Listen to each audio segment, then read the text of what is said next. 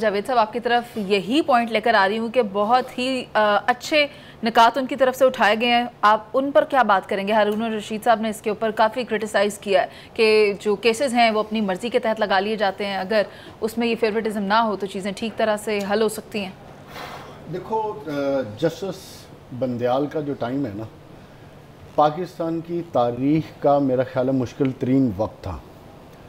ये वो वक्त था जिस पे बेतहाशा तनकीद की गई चीफ़ जस्टिस पे अदारे के ऊपर, और एक तरह से आपने देखा कि जब रात के 12 बजे उन्होंने अदालत लगा के जिस हुकूमत को, जो हुकूमत बाद में जिसने इनका मजाक उड़ाया, उस हुकूमत को बरजमान किया, तो उस वक़्त उसी हुकूमत के जितने मिनिस्टर्स ने, वज़रा हैं, तमाम लोग, मरियम नवाज शरीफ से लेकर तमाम लोगों ने इनकी अदलिया की बेतहाशा तारीफ़ की।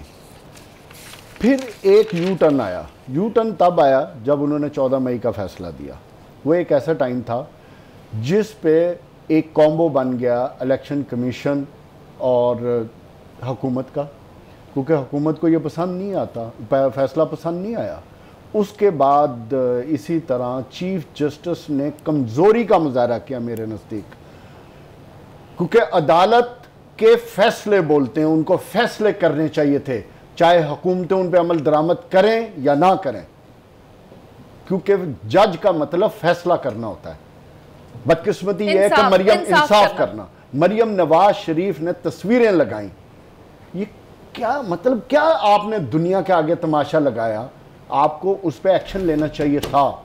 जब वज़रा ने चीफ जस्टिस और अदलिया में डिवाइड की बातें की और अदलिया की टेपें तक उनकी फैमिलीज़ की निकाली गई, तो हुकूमत फ्रंट पे आके जितना मजाक उन्होंने उड़ाया, ये नहीं होना चाहिए था। इस पे भी मैं समझता हूँ चीफ जस्टिस को एक्शन लेना चाहिए था।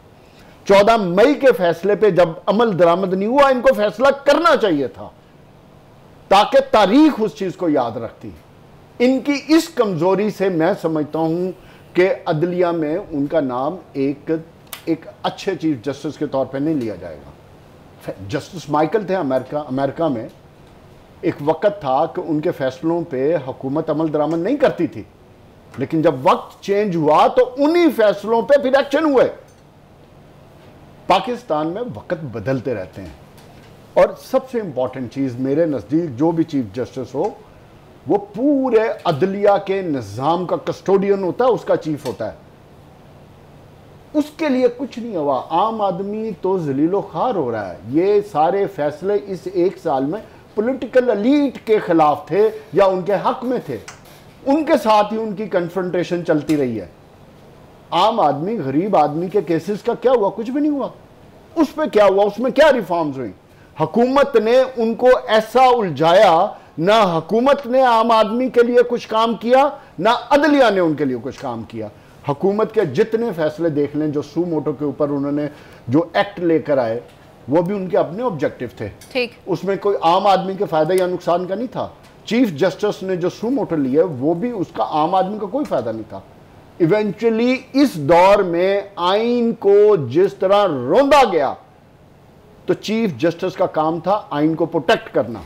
जावेद साहब, और वो उसमें बुरी तरह फेल हुए, मैं समझता हूँ। जावेद साहब, आपकी बात पर याद आता है कि बने हैं अहले हवस, मुद्दई भी मुनसिफ भी, किसे वकील करें किसे मुनसिफी चाहें। आइनी मामलात को जवाज़ बनाया गया है, और आइनी मामलात में ही इलेक्शन का मसला भी सामने है, जिसकी कोई तारीख सामने नहीं आ रही। और सर, ये बात नवाज शरीफ साहब भी कर रहे हैं कि इंतखाबात की तारीख अनाउंस करो, और उसके ऊपर अगर बिलावल भुट्टो साहब की ये स्टेटमेंट देखूँ तो फिर मैं वही कहूँगी कि ये सिचुएशन क्या हो रहा है। जावेद साहब, सिचुएशन क्या हो रही है? नूरा कुश्ती हो रही है, टोपी ड्रामा हो रहा है, मुल्क का तमाशा लगाया जा रहा है, एक दूसरे पे ब्लेम गेम हो रही है। और क्या हो रहा है? कुछ भी नहीं हो रहा। कि सदर डेट देंगे, इलेक्शन कमीशन डेट देगी, बिलावल इलेक्शन डिमांड कर रहे हैं, जिस मफरूर की आप बात की है वो इलेक्शन से मफरूरी अख्तियार कर रहे हैं।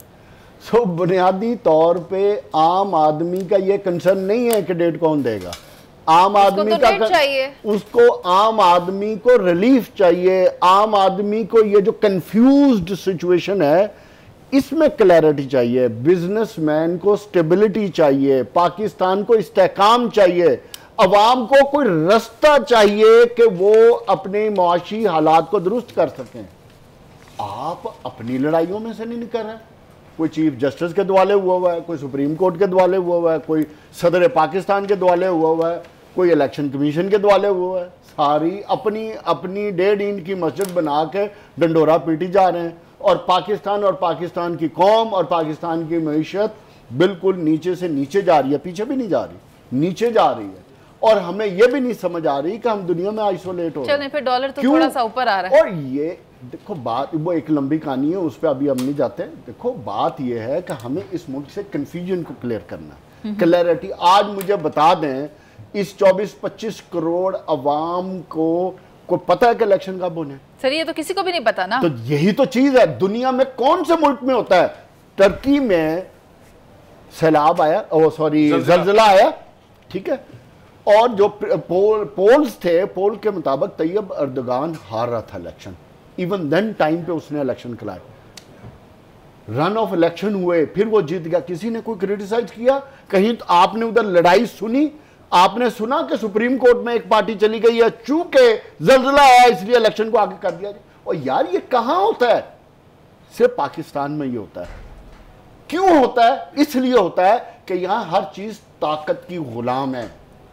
हमने सुप्रीम कोर्ट की इतनी बात की, माजी में सुप्रीम कोर्ट ने क्या कुछ नहीं किया, लेकिन उस वक्त सुप्रीम कोर्ट ताकत के साथ थी, तो उसके फैसले भी माने जाते थे, अमल भी होते थे। इस दफा क्या था? इस दफा नहीं, ताकतवर हल्कों को नहीं मकसूद था इलेक्शन करवाने और फैसले, तो उसका क्या नतीजा हुआ? सुप्रीम कोर्ट का भी तमस्कर उड़ता रहा, किसी को कोई परवाह नहीं थी।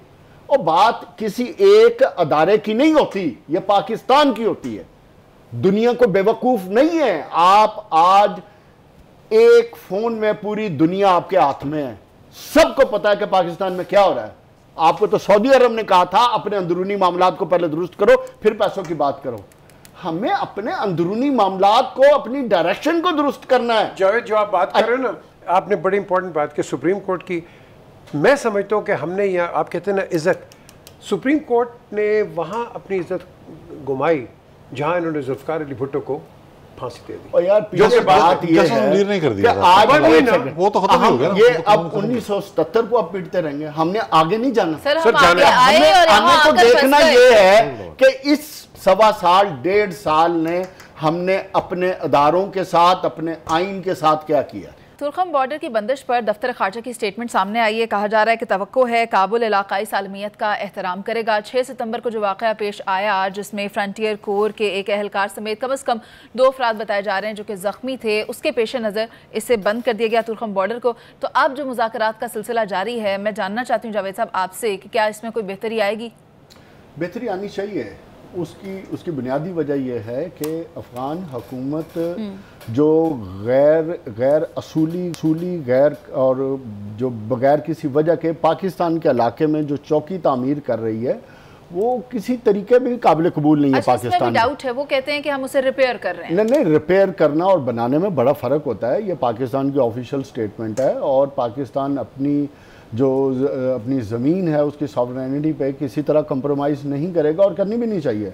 बुनियादी तौर पे देखना यह है कि ये जो बॉर्डर क्लोज़ हुआ है, इसके फ़ायदे क्या हैं और उसके नुकसानात क्या हैं।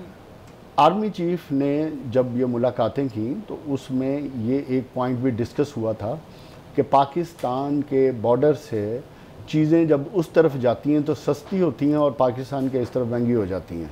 इसी तरह डॉलर है, चीनी है, आटा है और बाकी चीज़ें। सो बुनियादी तौर पे डॉलर के बंद होने से जो सबसे बड़ा प्रॉब्लम आ रहा है, वो आ रहा है उन माफियाज़ को। एक तो ये माफियाज़ हैं, दूसरे माफिया स्मगलर्स हैं जो उधर से आपका जो वेपन्स की स्मगलिंग करते हैं और इसके अलावा नारकोटिक्स की स्मगलिंग करते हैं। ये जो बॉर्डर के बंद होने से इन सब का कारोबार डिस्टर्ब हो गया, क्योंकि अफ़गान ट्रेड के नाम पे पाकिस्तान को ब्लैकमेल किया जाता था। पाकिस्तान के रास्ते से वो चीज़ें जाती थीं जिससे सिर्फ पाकिस्तान को नुकसान होता था। सो अगर पाकिस्तान अपने हक़ के लिए खड़ा हो गया तो मैं समझता हूँ अगले 2 महीने भी बॉर्डर बंद करना पड़ता तो हमें करना चाहिए। इस मसले का वंस फॉर ऑल सेटल करना चाहिए। हम क्यों कुर्बानी दें? आप जिन्होंने कुर्बानी देनी हो वो दे। मेरे इलाके में दहशत गर्दी भी हो, मेरे इलाके में नारकोटिक्स भी आए, मेरे इलाके में वेपन्स भी आए, तो मेरी फौज तो ऐसे खाली नहीं बैठ सकती ना। पाकिस्तान की मीशत भी आप तबाह करें और उसके बाद पाकिस्तान के इलाकों में प्रेशर टैक्टिक्स के तौर पे आप चौकी भी बनाने की कोशिश करें, तो ये तो काबिल कबूल नहीं हो सकता। और मैं इस बात को फिर आज रिपीट करूंगा, जिस तरह इंडिया और पाकिस्तान का ईस्टर्न बॉर्डर है, इस तरह अब अफगानिस्तान का और पाकिस्तान का वेस्टर्न बॉर्डर भी होगा। अच्छा, अब ये अफगानिस्तान वालों को भूल जाना चाहिए कि बड़ी ये जो 30-40 हज़ार अफगान रेफ्यूजीज के चक्कर में पाकिस्तान में लोग आ जाते हैं और उसी के कवर में पाकिस्तान में इंसर्जेंट आते हैं, तो वो अब काबिल कबूल नहीं है। अब ये मामलात को इस तरह मादर पिदर आज़ाद के तौर पे नहीं लिया जा सकता और पाकिस्तान को इस मामले में मैं समझता हूँ सीरियस होना चाहिए।